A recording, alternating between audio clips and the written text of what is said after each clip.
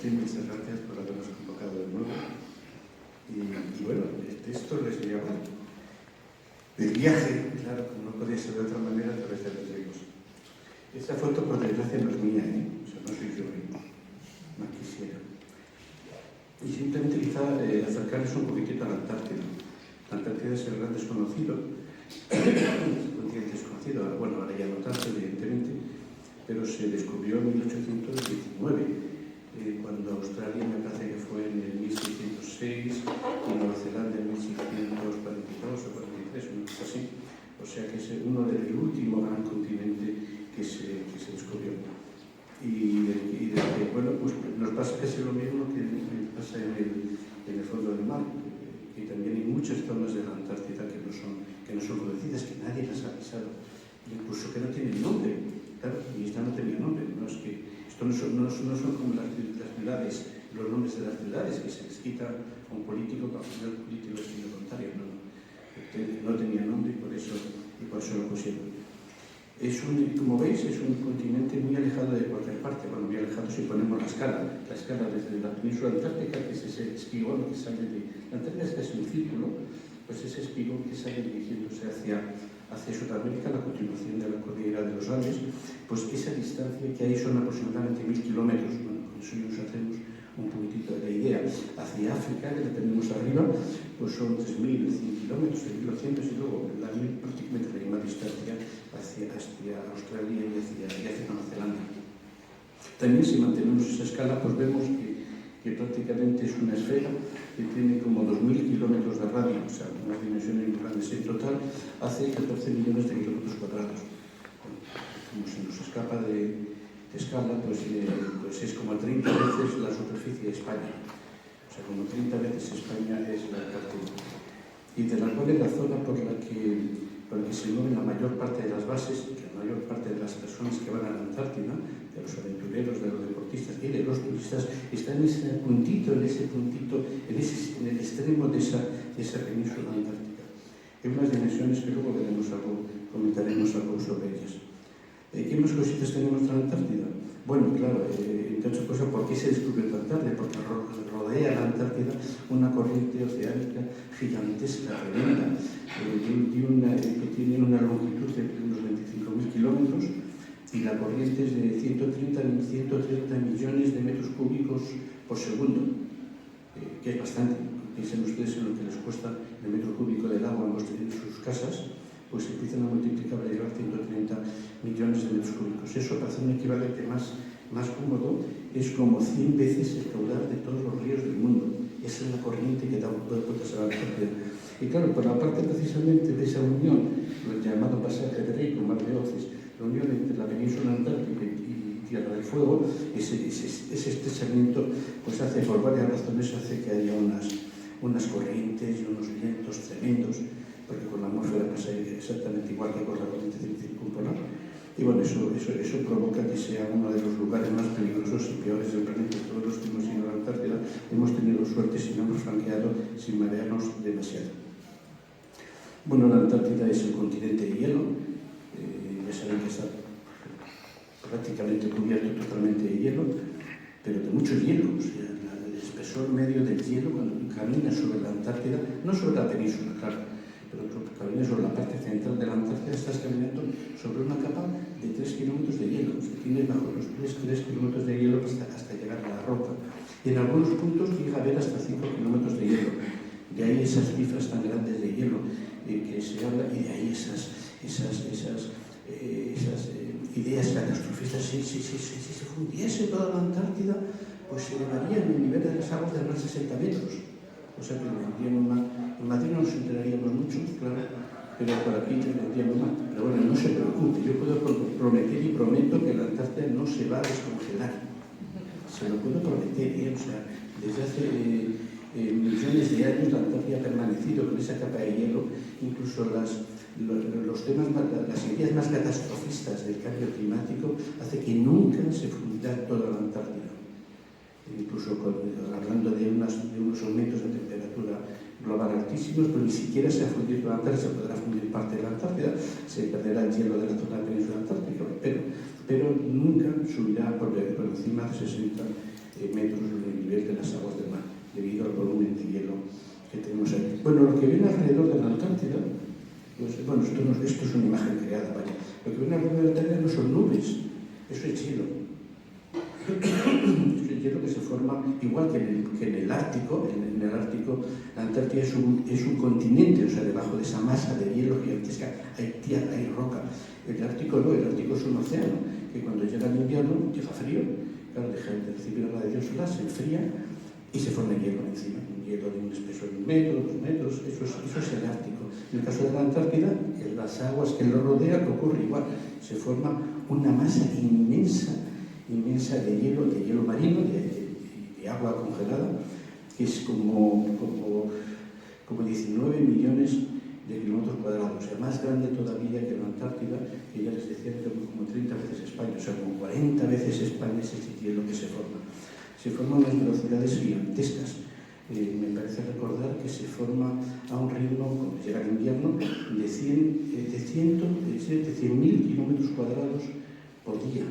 Cada día se congelan 100.000 kilómetros cuadrados de mar, que eso es más o menos como la superficie de Andalucía, para que nos hagamos una idea de la velocidad tan rápida en que se produce esa masa de hielo.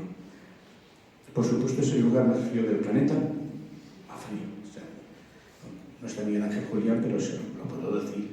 En el Ártico la temperatura mínima ha sido de 72 grados bajo cero, y en la Antártida casi hemos llegado a los 90. O sea que sí, efectivamente es el lugar más frío del planeta. Está por yo, claro. Y bueno, esta es una foto precisa, solamente para decir que en la Antártida hay científicos y hay científicas, hay deportistas hombres y deportistas mujeres, hay aventureros hombres y aventureras mujeres. Desde hace mucho tiempo, no es que se busque la paridad, pero realmente ha sido así.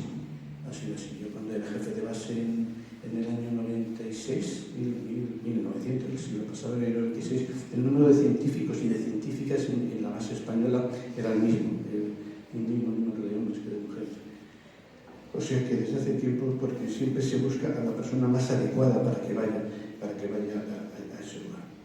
Bueno, ese frío evidentemente puede provocar cosas como estas, y es un paisaje sin lugar a dudas precioso. O sea, nos arriesgamos a esos hielos, a tener ese tipo de accidentes, pero el paisaje verdaderamente, como podrán comprender, merece la pena.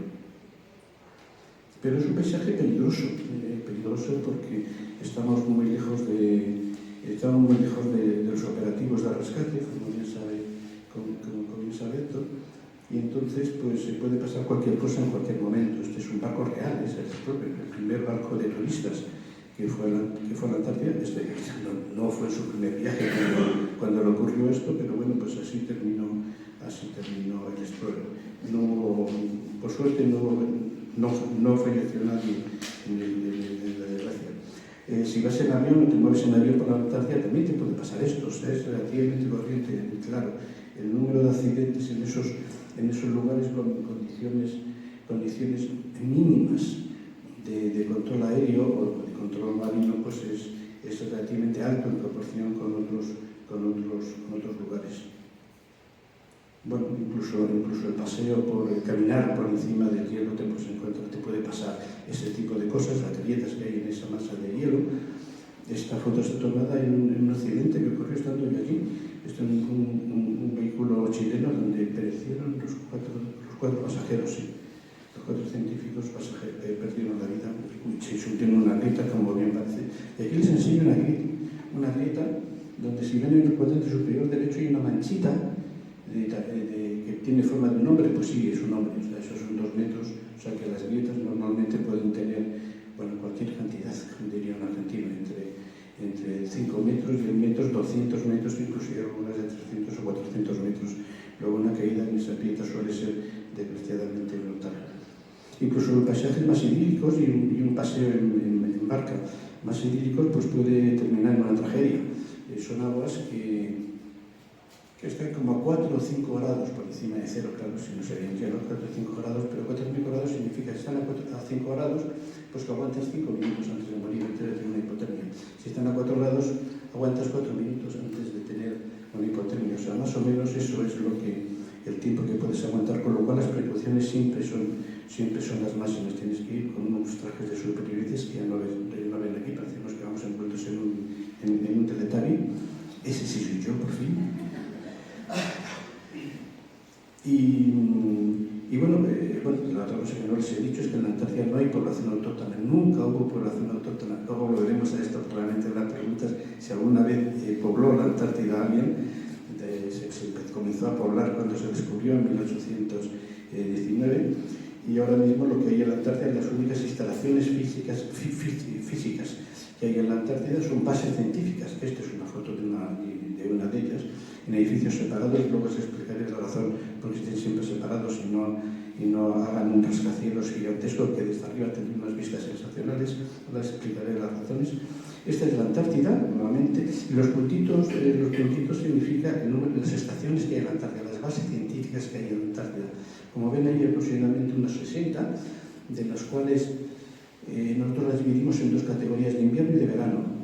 Las de verano son, evidentemente, las que están solamente operando en los 4 meses o 5 meses de verano, y las de invierno son las que se quedan todo el año. Bueno, más o menos la mitad de las bases son bases de verano y la otra mitad de invierno. El número de personas que pueblan, el número de científicos que están en las bases antárticas, pues son aproximadamente unos 10.000 o 12.000 en verano, y en invierno la población se reduce a la mitad. Se reduce a la mitad, bueno, no porque haga más frío, sino porque las posibilidades de hacer investigación se reducen. Claro, toda investigación geológica o biológica, sí, todo lo que sea salir al exterior en esas condiciones es difícil. Por ejemplo, la que lleva el número 1, que no es porque sea la principal, sino porque comenzaron así a enumerarla para poner los nombres que parecerían en un apartado adjunto, pues la base número 1, que está en el polo sur geográfico, en ese polo famoso de Amundsen Scott, porque llegaron a ellos, la lucha por llegar a ellos, pues esa base, que se llama así, Amundsen Scott, tiene una temperatura media de unos, me parece que son 40 y tantos grados bajo cero en verano. O sea que en invierno esa temperatura aumenta todavía más, como unos 70 grados o 60 tantos grados bajo cero. Por lo cual las condiciones para realizar actividades en el verano son verdaderamente mínimas, y por eso se reduce el número de bases y se hace solamente las bases fundamentales. Se deja las fundamentales. Bueno, las bases pueden ser algunas más grandes y más bonitas. Lo normal es ese tipo de bases. La foto que yo les había enseñado antes, esta es una de las dos bases que tiene España en la Antártida, para 30, 40, son de verano, para 30, 40 científicos. Y les decía, y esta es la razón, porque las bases suelen ser edificios separados unos de otros, porque el fuego es un lugar donde prácticamente no hay humedad, y por lo tanto la posibilidad de que se desarrolle un incendio, sobre todo en épocas más pretéritas, cuando no había tantos materiales ignífugos, pues eran muy altas. Bueno, cosas como estas pueden ocurrir, y estas son las razones de peligro que tiene la Antártida. Efectivamente está alejado, no existe un 1 o 2, está muy alejado de todas las posibilidades de... Bueno, voy a quitarla porque impresiona mucho. Es un médico ruso que superó a sí mismo. Fue en el año 63, creo que fue, tuvo un ataque de apendicitis, una peritonitis, y sabía que si no superaba se moría. Entonces tuvo que llegar a un acuerdo, pero hasta unos tiempos de la Unión Soviética, tuvo que llegar a un acuerdo con las autoridades soviéticas para ver si se operaba o no se operaba. Al final le autorizaron a operarse y se tuvo que operar a sí mismo, sin anestesia, claro. Bueno, sobrevivió, Bueno, les decía que vamos a pasar de esa imagen y vamos a contar los 3 tipos de personajes que van a la Antártida. El primero son, diríamos, los deportistas, los aventureros, las personas que van a hacer determinadas actividades deportivas en la Antártida. Otros, los turistas, de que tanto se habla de la Antártida. A modo de comparación, aunque probablemente lo comenté luego, mientras que hablaba de 10.000 científicos que pasan el año en la Antártida, es decir, en el verano en la Antártida, pues el año pasado batimos el récord con 125.000 turistas que fueron a la Antártida. Bueno, y después el tercer grupo serían los científicos, entre los cuales lógicamente yo me he incluido ahí. Bueno, la imagen del centro está clara que soy yo. Pues tenía que elegir una cara, pues elegí la mía, claro. Bueno, pero vamos a lo primero, los aventureros o los deportistas. La Antártida para ellos es más o menos como ir a Corea del Norte.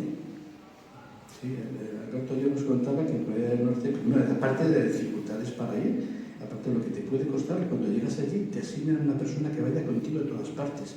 Bueno, el tema de los aventureros o de los deportistas ocurre lo mismo. En la Antártida puede ir quien quiera.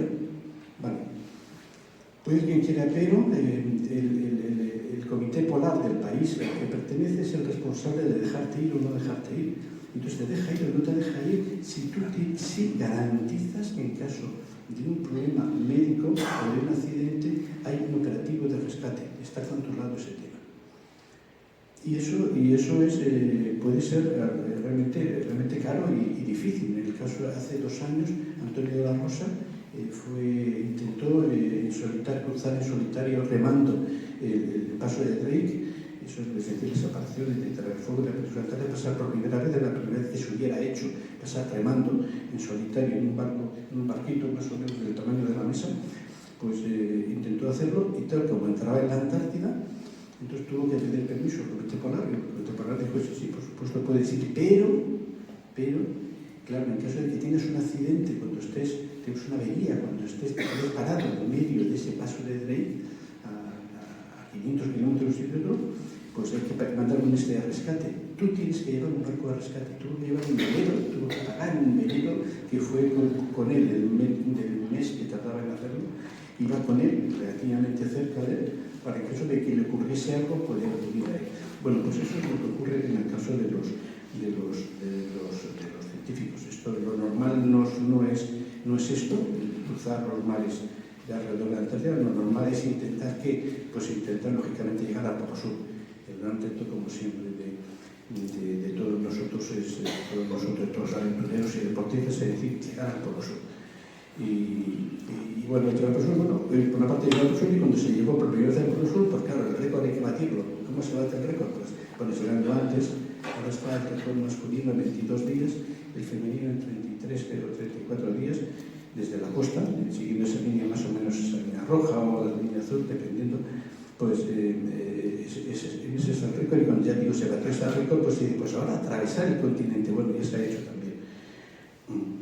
Entonces van yo lo he visto, van esquiando y tirando detrás de la pulca de un trineo grande donde llevan toda la comida, el combustible y por supuesto la tienda de campaña para dormir, hasta llegar efectivamente al polo sur geográfico, se supone que ese es el polo sur geográfico. Evidentemente las noches son así, cuando tienen que parar, y bueno, pues se pueden imaginar las temperaturas y las ventiscas que tienen y los padecimientos que tienen. Bueno, pues eso es una de las formas de ir a la Antártida. Claro, en este caso tienen que llevar a alguien. La norcoreana de turno tendría que ir contigo. Entonces no llevas a una norcoreana detrás de ti, siguiéndote para que no hagas nada, o con un botiquín, por caso de que te pase algo, sino que se hace dentro de unas orientaciones. Hay una empresa que se llama Antarctic Logistic Expedition, que lo que hace es supervisar eso. Es una empresa privada, y lo que hace es supervisar eso. Tú dices que quiero ir al Polo Sur. Vale, perfecto. Son 60.000 euros. Entonces tú pones 60.000 euros, te llevan al punto de salida, te llevan en avión al punto de salida y te dejan como dejan a estos. En este caso este es un grupo el que lo quiere hacer. Te dejan ahí con sus pulcas, con sus trineos, y dice, al Polo Sur, nada, y coger la brújula y vais a hacer por sur. Bueno, normalmente cuando es un grupo suele llevar sus guías. Bien, entonces esta empresa se encarga de que en caso de que te ocurra algo del rescate, ellos tienen sus aviones preparados y tienen sus médicos y te lo tienen todo organizado para en caso de que durante esa travesía te ocurra algo, pues puedan rescatarte. Este año Antonio de la Rosa también logró llegar al Polo Sur esquiando, en este caso no remando, sino esquiando, y efectivamente logró llegar en solitario, llegó al Polo Sur, pero en un momento determinado tuvo más ventiscas de la que esperaba, perdió más tiempo del que pensaba y se lo terminó la comida. Claro, efectivamente, no es que lo pensase mal, es que claro, la comida pesa.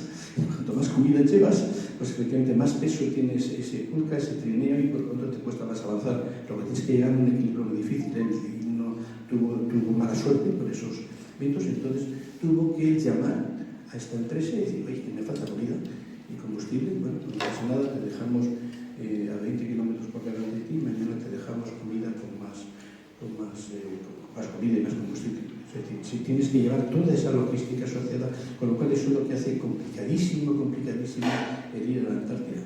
Lo digo para mis amigos viajeros que no se lancen a ir a la Antártida porque les va a salir bastante caro. Pero desde ahí también hay otras expediciones al Monte Wilson, que es el pico más alto de la Antártida, para hacer lo que comentabas antes de los 5 picos de los cinco continentes, pues uno es el del Monte Wilson en la Antártida, ese cuesta un poco más barato, son 40.000 euros y te llevan con guía y todo hasta el monte, hasta que hagas cumbre el Monte Wilson. Bueno, evidentemente hay gente que va esquiando y hay gente que va en bicicleta. Hay de todo, ¿eh? Y para ser lo tuyo, ¿verdad? Pues sin miedo. Hay otros que van en triciclo. Bueno, sí, y hasta hay unos que van en tractor. No me cuenten. La historia es muy larga de tractor. O sea, no se da cuenta. Porque tiene una cosa histórica y porque si no es que no se entiende que hacen un tractor en la Antártida. Tiene una cosa histórica. Pues sí, no me extraña. Bueno, este fue motocicleta, claro. O sea, que aquí cada uno puede hacer básicamente lo que quiera, aparte de esas cosas que a mí pues me ponen tan nervioso. Es decir, la primera expedición de mujeres, ¿vale? La primera expedición con una mujer de color, ¿vale? Era la primera expedición, todas con mujeres de color, ahora con todas esas cosas.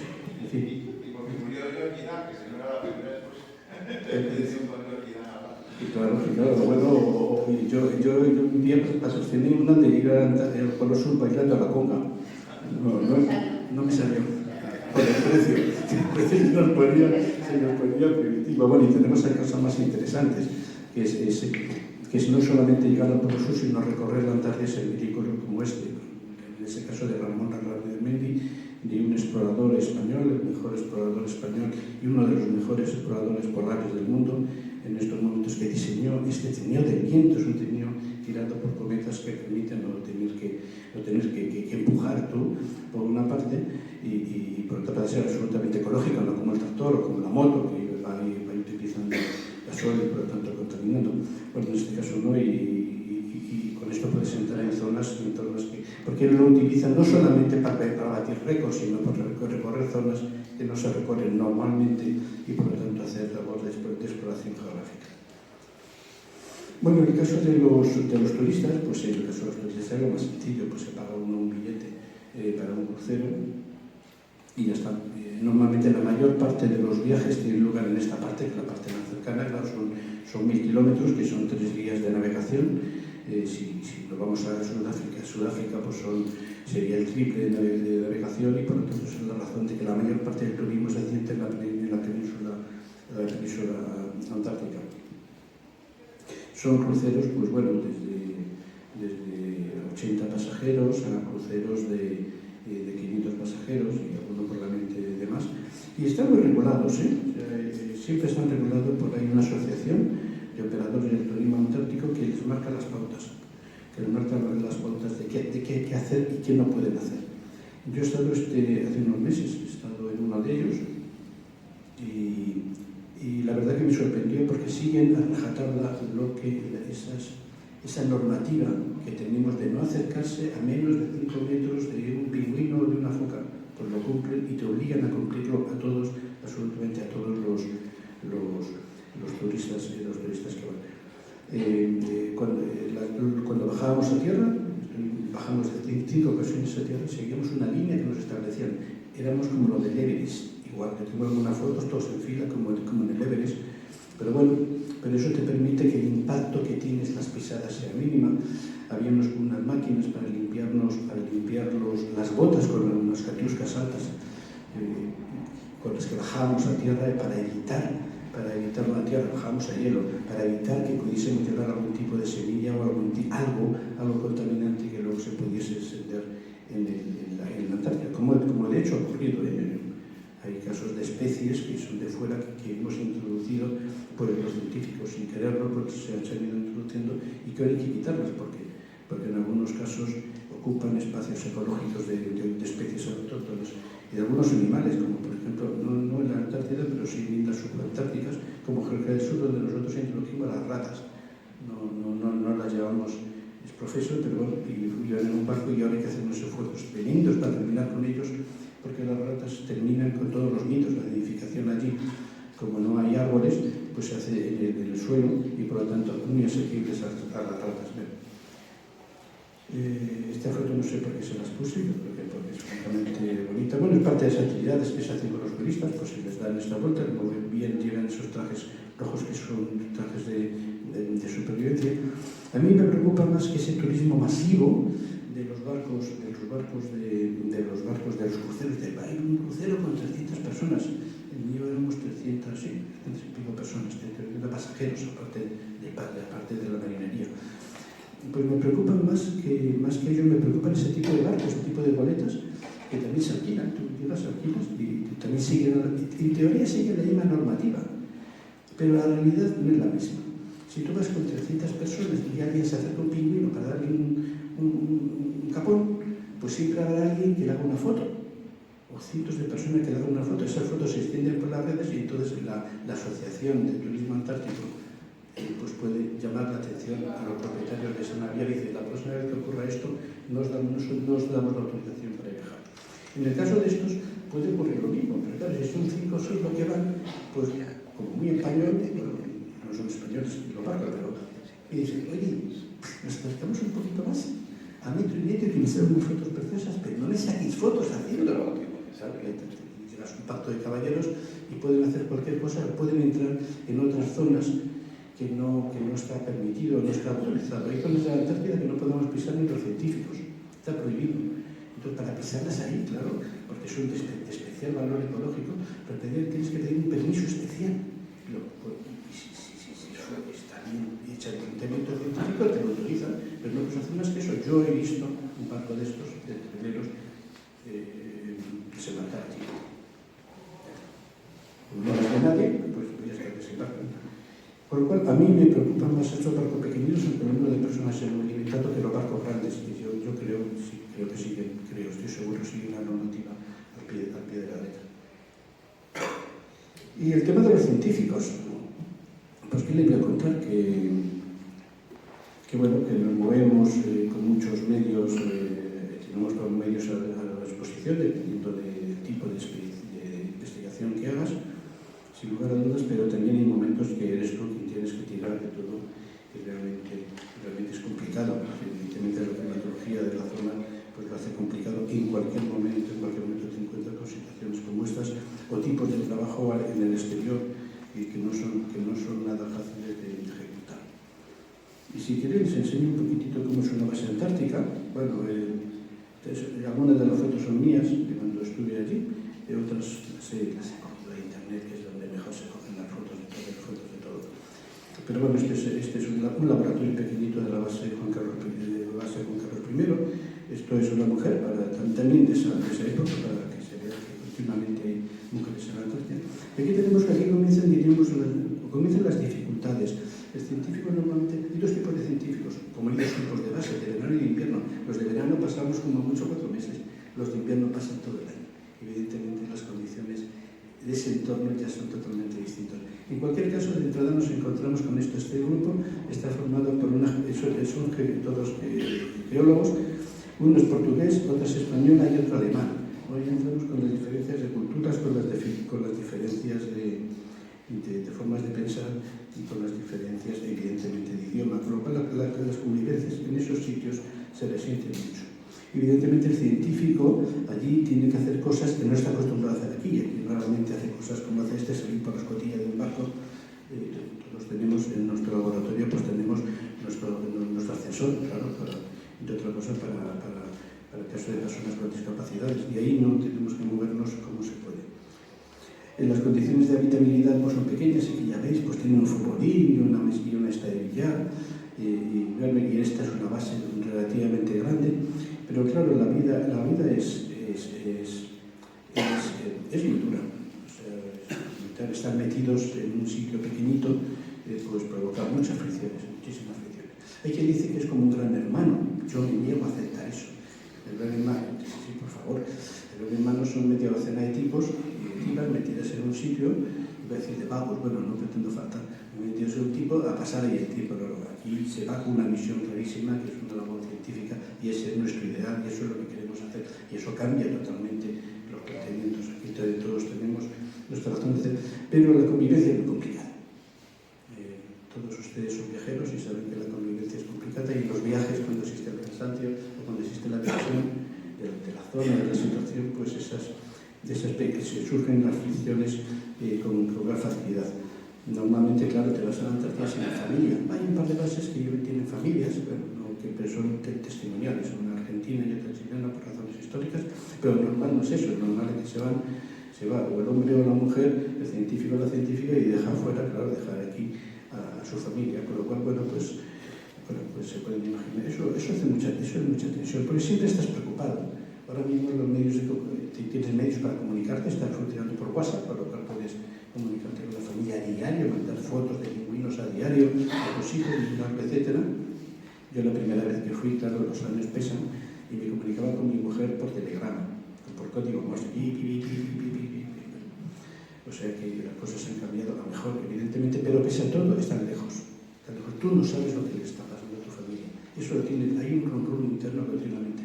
Las conversaciones, hombre, ahora con WhatsApp ya no lo sé, las conversaciones nuestras que hablamos con la familia una vez a la semana era: ¿cómo estás? Bien. ¿Cómo está la niña? Bien. ¿Cómo están tus padres? Bien. ¿Cómo están mis padres? Siempre hay un preguntar cómo estás, y desde la otra parte, ¿cómo estás tú? ¿Cómo están tus compañeros? ¿Cómo van las cosas? Y tú siempre respondías bien. Los dos nos mentíamos, en el caso de mi mujer nos mentíamos como bellacos. ¿Cómo le vas a decir a un tipo que está en la Antártida, alejado 15.000 kilómetros, que la niña tiene un dolor de muelas o tiene una infección que está con 41 de fiebre, gramos de nieve que lleva urgencias? Pues si le dices eso, el otro se tira por la ventana. Bueno, en el caso de la ventana, se tira una grieta, claro. Porque claro, dice, joder, que yo aquí pasándomelo bien, entre comillas, o haciendo mi trabajo, haciendo mi vocación, y aquí he dejado a mi hija, a mi mujer o mi padre, que tiene un infarto y están muriéndose. Bueno, pues todo eso lo tienes en la cabeza, lo quieras asumir o no. También tienes en la cabeza los peligros. Estás en un sitio donde te caes una grieta, que te descuidas y se te congelan los dedos, y donde se está trabajando con maquinaria pesada, sus tractores, sus motos de nieve, te pasa uno por encima de la pierna, pues te la deja bastante aplastadita. No hay un 112, tienes un médico, ¿vale? Pero a lo mejor el médico no puede más que ponerle una tirita, y dice, jolín, se ha quedado sin pierna, le he pisado un bulldozer por encima, pero pongo dos tiritas que aguante hasta que venga un helicóptero, si es que un helicóptero en las proximidades, en una base cerca. Y en algunos casos, y se lo lleven, se puede hacer una evacuación, y siempre se puede hacer una evacuación. Esa es la razón de que siempre te exijan que haya una forma de salir inmediata de la Antártida para no montar una evacuación que es carísima y peligrosísima. Y hay bases donde ni siquiera se puede hacer evacuaciones. O sea, las bases que están en el interior de la Antártida, como Polo Sur, esa base que vimos al paso, una base Concordia, que es italiana y francesa, allí durante 7 meses del año, pero están en el interior, no se puede hacer por barco, están en el interior durante 7 meses del año, los aviones no pueden aterrizar debido a las bajas temperaturas. No pueden aterrizar. Entonces, como en el mes que sea de allí, cuando se acerca el invierno, sale el último avión y se va hasta dentro 7 meses. Y hay otras bases que están en la costa, que están todavía peor, porque estas todavía tienen sitio de aterrizar, pero hay otras que están en la costa, donde no tienen aeropuerto cerca. Bueno, llámese aeropuerto a pasar una bulldozer quitando un poco los hielos, nada más, y dejando más hielo, pero en planito. Bueno, pues hay otras bases que no se puede acceder más que por barco, y se acuerdan de toda la cantidad de hielo que se formaba en invierno, pues claro, se pasa prácticamente todo el verano para que desaparezca. Entonces, el barco llega con grandes rompehielos, llega con dificultad a reabastecer la base en verano. Pero allí cambian los científicos, con la rotación, más comida, y se van. Y le dicen, adiós, nos vemos el año que viene por estas fechas. Sí podemos venir, porque se dio un caso de aquí tanto hielo que no pueden llegar, y le dicen, oye, bueno, como tenéis comida bastante, pues tenéis que quedar otro año más. Por el mismo precio. Por el mismo precio se quedan otro año más. Separados de la familia, etcétera, y con el peligro de que tengas una peritonitis y que te pase cualquier cosa. Bueno, pues todo eso lo tienes ahí. Te lo tienes ahí dentro, y es un caldo de cultivo, evidentemente, de tensiones. Eso es la primera vez que fui a la Antártida, un argentino que estaba en el récord de los Guinness como la persona que más tiempo había pasado en la Antártida. Ahora ya no lo sé, pero entonces lo tenía él, y me dijo: Javier, aquí el frío no te va a castigar. Aquí lo que castiga es la convivencia. Toda la razón. Yo, cuando era jefe de base, pues yo era como el padre prior. O sea, estabas pendiente de la gente. O sea, no, las cosas técnicas las resolvías un periquete. Estás pendiente de uno, del otro. Este está muy triste hoy, ¿qué le pasará? Estos dos ya se han enfadado otra vez porque no se hablan. Claro, estás hablando pues de convivencia de viajeros. O sea, yo no sé, ¿eso según las fotos de...? No, aquí está, aquí. Esto es una cama, es una habitación individual. Hay bases que tienen, normalmente las que pasan el invierno tienen habitaciones individuales. Lo normal no es eso. Lo normal son literas y dormir 4 personas o 2 personas en la misma base, en la misma habitación. Y claro, ustedes se imagínense por un momento que tú has tenido una pelea con uno que vive en tu misma litera, has tenido una agarrada durante ese día por lo que sea. Los motivos pueden ser uno. Y de repente, cuando llega la noche, tú te metes en tu camita, que estás abajo, el otro le toca subirse a la camita de arriba, y según se sube, se le escapa una ventosidad. Claro, es que eso es lo que te quedas con la duda. Dice, ¿lo habrá hecho ayer de este tipo? Y entonces estás casi decidido a ir a coger el hacha. Todas las bases tienen un hacha al lado, no para eso, sino para en caso de emergencia poder romper la ventana y salir. Pero bueno, tienen un hacha, tú no sabes si salir con el hacha y eso. Pero yo no digo por dónde quieres actuar con el hacha. O dices, pobrecito, se le habrá escapado. Bueno, pues efectivamente, pues podéis imaginar que estas cosas nadie las cuenta, pero ocurren. Bueno, en los cuartos de baño, pues claro, no tienes una habitación individual, un baño individual para cada uno, sino estos son incomodidades. Debida cuenta también, bueno, la edad media es relativamente baja, no estamos en los normales. La media de los científicos sería 30 años, como mucho 40. No porque no se puede ir con más años, sino porque normalmente la gente de más años ya ha hecho más investigaciones. Dice la Antártida, porque vaya otro. ¿Y los desagües? ¿Los desagües? Todo se depura. Todo se depura. Hay fosas sépticas preparadas para depurar, para todo, absolutamente todo. Igual que tienes que retirar todo el cristal que has producido, entonces están las botellas de cristal, tienes que retirarlo, y las latas de refrescos, todo eso. Y lo orgánico lo sueles quemar o retirarlo. También todavía se puede quemar, pero quemar de manera muy especial para intentar evitar la salida de humo, etc. Pero todo se retira. Bueno, también lo pasamos bien a veces, claro. O sea, a veces también hacemos nuestras cosas. Claro, por una foto para el Facebook se hace cualquier cosa. O sea, sí, cualquier cosa. En el sentido literal de la palabra, sí, o sea, siempre tenemos nuestra forma de evadirnos del lugar donde estamos. Bueno, perfecto, nada, les voy a pasar unas fotos a toda velocidad para que vean las cosas tan bonitas que vemos por allí de vez en cuando, evidentemente de los señores de la Antártida, los pingüinos, que hay muchos, esos realmente muchos, de aves. Este es un pajarito, es el charrán antártico, charrán ártico, es un bichito así, que vuela y que hace todos los años, le gusta el frío pero poco, entonces está en la Antártida, cuando es verano en la Antártida, y cuando llega el otoño dice, bueno, aquí va a hacer mucho frío, entonces se va al Ártico. Entonces va al Ártico, como estamos separados 6 meses, se va al Ártico a pasar el verano allí, y cuando allí tal se vuelve a la Antártida, o sea, con lo cual va y viene 2 veces al año, con lo cual se calcula que vuelan como 40.000 kilómetros al año y algunos hasta 80.000 kilómetros al año, y viven 10 años, y calculando una media de 40.000 kilómetros al año, en 10 años hacen 400.000 kilómetros, que es la distancia de la Tierra a la Luna. O sea, este bichito es pequeñito, hace esa distancia a lo largo de su vida. Y nada, esto es un elefante marino que puede llegar a 1 metro de profundidad para sus inversiones, y debajo del agua, claro, pues tenemos también un mundo deslumbrante y absolutamente colorista. Este es el famoso krill, el alimento de todos los animales grandes de la Antártida y dicen que a lo mejor es el futuro también del alimento de la humanidad.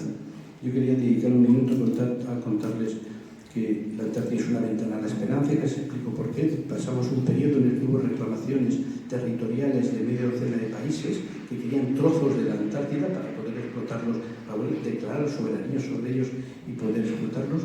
Y de repente, en el 1961 se hizo un acuerdo, el Tratado Antártico, por el cual la Antártida se convierte en una región desmilitarizada, no hay armas. Hay militares y no los hay, quiero decir, hay militares que van sin pistolas, sin nada de nada, pero que llevan la logística de las bases. España tiene una base, se dice militar, que lleva el ejército de tierra, pero lo único que hacen es llevar la logística. Los científicos son los que mandan el programa antártico español. Ellos no eligen los científicos, no hacen investigación militar, no. Es lo que manda el programa antártico y así el resto de las bases igual. O sea, desmilitarizados sin fronteras. Cualquiera puede poner la base donde quiera. Porque no hay ninguna zona para declarar una de ellas. Bueno, los países que pedían, que tenían reclamaciones territoriales, decidieron congelarlas, que es muy propio de la Antártida, y no acudir a estamentos superiores hasta el Tribunal de la Haya, que sería el último, para que tomase la decisión de si esa zona es para ti o esta zona de la otra. Y evidentemente es un continente abierto a todas, donde cualquiera puede hacer la investigación en el lugar que quiera. Las bases, normalmente todas las bases tienen científicos de otros países. Se lleva a gala ese tipo de cosas.